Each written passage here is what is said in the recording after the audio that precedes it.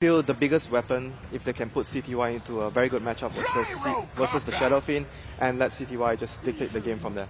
So here's your opportunity for your favorite Gyrocopter Dazzle combo. Do you go with that here? I mean, it's possible. Like against Shadow Fiend, you want to have like the weave to actually counteract some of the minus armor. It could work very well, and obviously the stats just tell us the story about how successful this duo is in the tournament.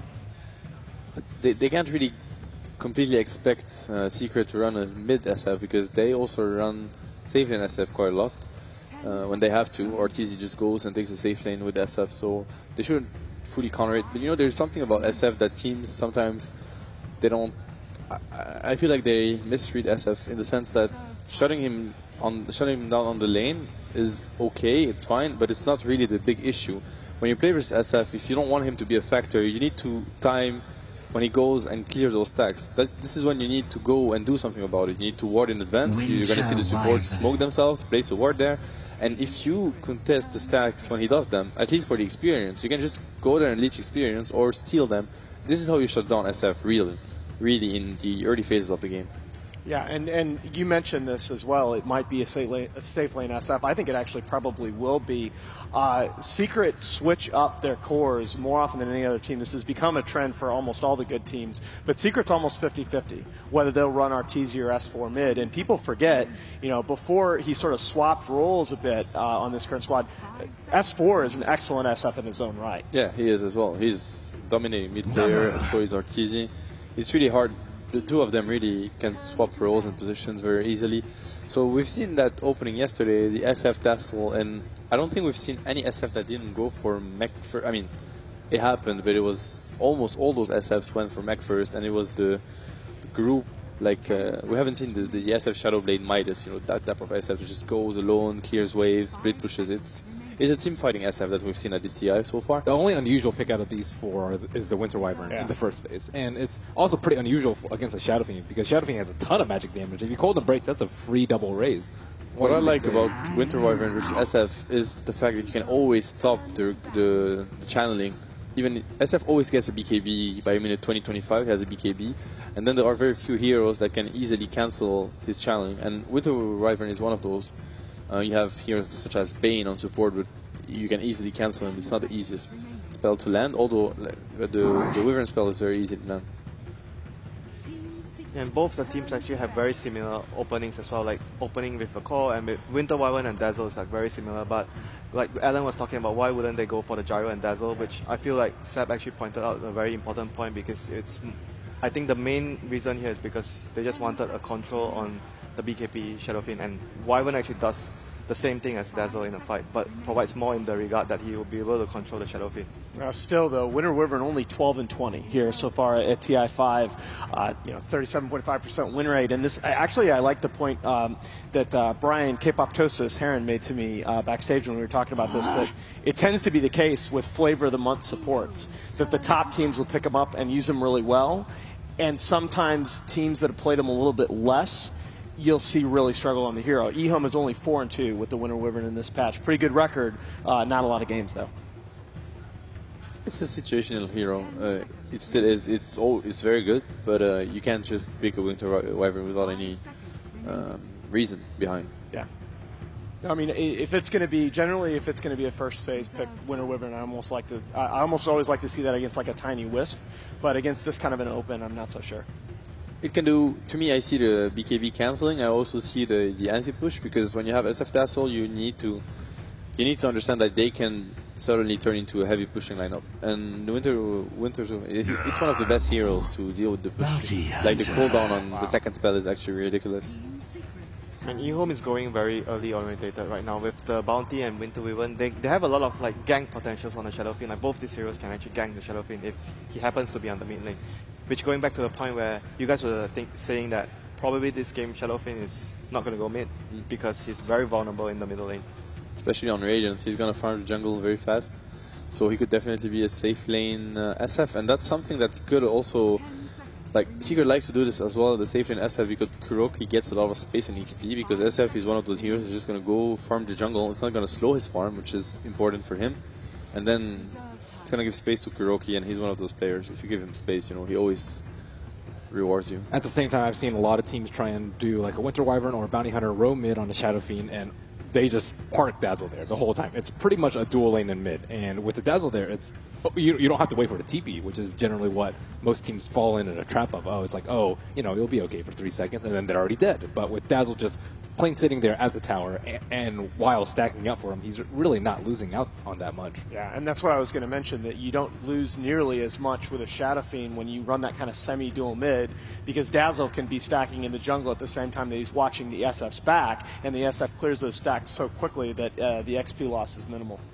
I think eHome can go for, from the way I see it right now, Winter Wyvern, Bounty Hunter, both pretty aggressive. I don't know whether or not they want to do Bounty Hunter offlane, but they picked Undying a lot in this group stage. Have we seen a 3-position Bounty Hunter though? It's almost all 4s now. I think there was one game maybe, from Phobos, I'd say. I can't remember who was it. I think you're right. Yeah, there was definitely one game I remember. Bane Dazzle is a pretty scary support duo to get, in the sense that there's not much synergy between the both of them. But it might not be a support. They run it offlane. Yeah. Alright, then if it's not a support, it would make a bit more sense. But I think it's a bit scary to pick. If it is the support duo, I don't like it so much. I think it's very so-so. Yeah, but especially if they lay they've done together. this though against a gyro. They'll run Zai offlane Bane and just have that gyro perma enfeebled, and it's just awful. That's very good. For sure, it's going to shut down the gyro, and it's also one of, when you play versus gyro or SF, you're going to have to deal with the BKB hero 20 minutes in, and sometimes you don't have an answer to BKB, so they just take tower after tower, they get a Roche, and you just watch them because you have no answer. But then, if you get, that getting a BKB counter versus gyro is always needed. He's going to have a BKB super early into the game, and then you have the Fiend's Grip to control him, which is very valuable. With the Bane pickup, I'm thinking Kuroki has to be on a very strong support that can carry into the late game, because Bane is more of another support. So you want your 4 position. I'm thinking maybe a Visage would be a good addition to their lineup. They have a lot of minus armor, and I mean against Wyvern, you still have Soul Assumption to deal damage through the Embrace, and I mean certainly fits their lineup.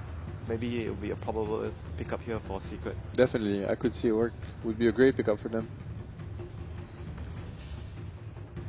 So Storm Spirit. Okay, they just have the Storm. Wow. It'll be the Storm plus Bounty Hunter. They'll be looking for a lot of pickoffs, left and right. But then again, Bane is also a good hero to deal with. The Storm, you can lock him down for long periods of time, so your teammate can actually finish the Storm off.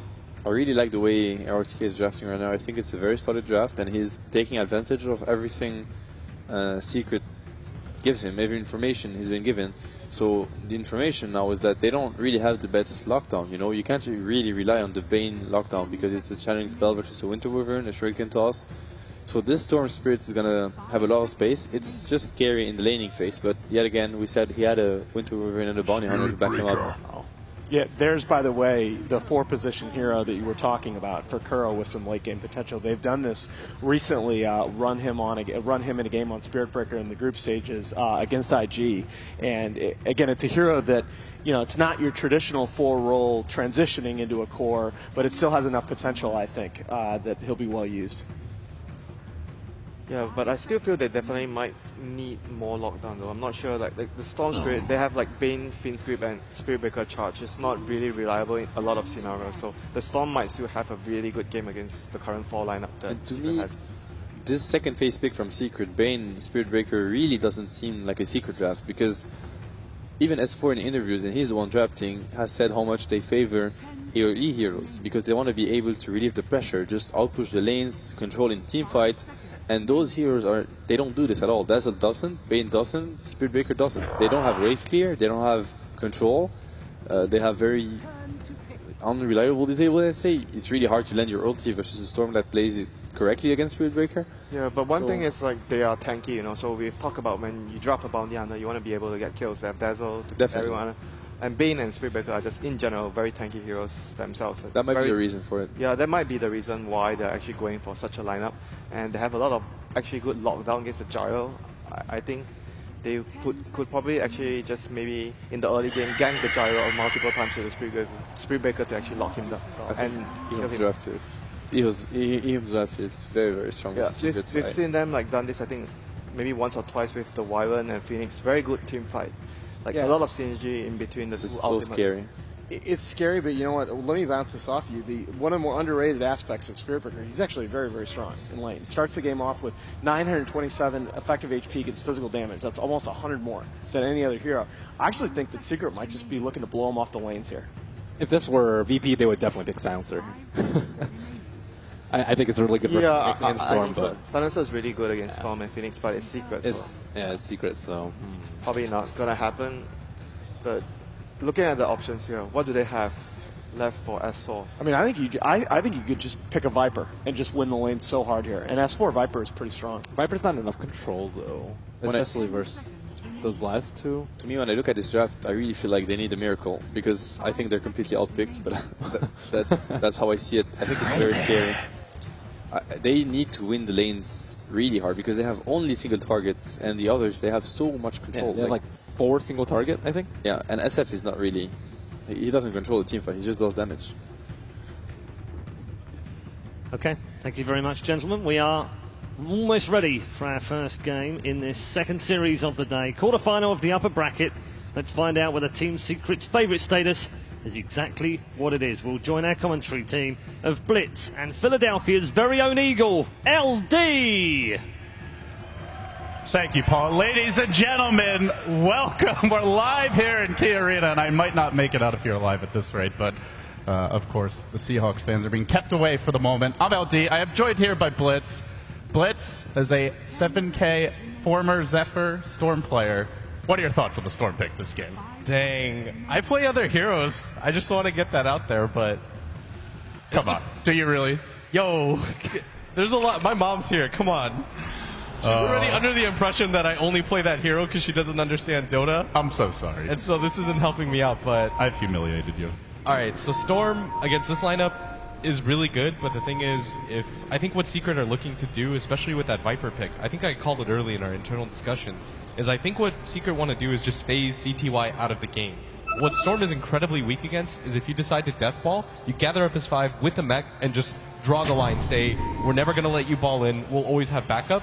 It's going to be incredibly hard to fight, but eHome, they've got a lot of heroes to force good fights. ROTK, I really like that Phoenix pick.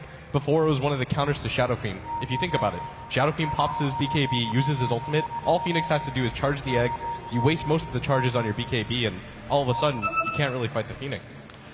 It is definitely a different approach here from Secret, but I think one thing worth discussing, and you've certainly talked about it a bit before in some of your previous casts, a lot of players have also echoed this sentiment. Shadow Fiend is a lot more popular on the Radiant side. Yeah, I think we talked in the lunchroom and you're like, it doesn't make a difference, but it does, because the fact that you can safely stack your own jungle, you don't really need a reliable support to, but having a reliable support helps. It's really hard to invade that side, especially because if you have the tier 1 tower up, people can just TP support in if there's a smoke gank. It's incredibly risky. Big of ganks, here we go off the bat. ZYF wants to get in nice and early with the aggression. The charge comes through, but it's not going to get the kill just yet. They get Secret. Early first blood. The trade is Arteezy also falling. A crazy skirmish erupting in the river. But eHome will end up backing off, so Secret, they get that first kill. Arteezy already given the TP and is going to head back towards mid immediately. Bounty runes, let's see who's gotten them. Arteezy did not get one. There's actually one going to RTK and one to CTY. So they get both bounty runes, but they are going to give up the first blood. Relatively even trade overall. I don't think so, especially in the mid lane, giving up the bounty rune to the enemy mid hero, and he was the one that got the last hit on the kill. You're going to give such a big advantage to CTY early on. And this is an SF favorite matchup, but with this sort of help, I don't actually think it is anymore. It's going to take a lot out of Arteezy to try to even this thing up. We'll have to see if Zai wants to get into that middle lane at some point. For now, he is dual laning the top side. You've got Zai and Pup